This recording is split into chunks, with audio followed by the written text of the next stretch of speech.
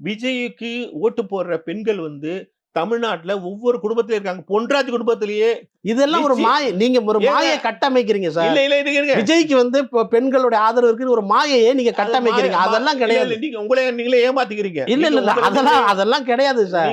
நீங்க வந்து தன்னுடைய மனைவியவே ஒர்த் இல்லைன்னு சொன்ன ஒரு ஆள் அது வேறங்களும் சொல்லாதீங்க. வேற இஷ்யூ அது.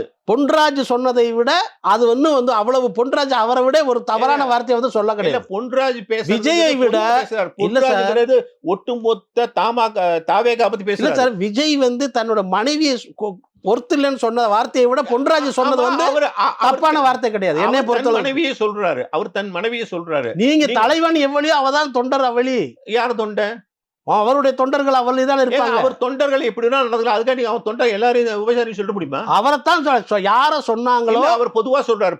அவர் அது குறிப்பிட்டு நீங்க வந்து அந்த வீடியோ பாருங்க. அவர் பொதுவா குறிப்பிட்டு யார் வந்து பேசியிருந்தாங்களோ மறுபடியும் அவர் என்ன சொல்றாரு, அந்த பெண்ணோட மனது புண்பட்டு காயப்பட்டிருந்தாலும் நான் மன்னிப்பு கேட்கிறேன். இதுவும் ஒரு பண்பு தானே. மன்னிப்பு கேட்கிறேன் வாயில வந்து பேச வேண்டியது பேசிட்டு. ஆனா நீங்க இன்னும் வந்து உங்க தொண்டர்களுக்கு நெறி காட்டுதல் வழி செய்யவே இல்லையா? விஜய் வந்து அரசியலுக்கு வந்து 3 வருஷம் தான் ஆயிடுச்சு.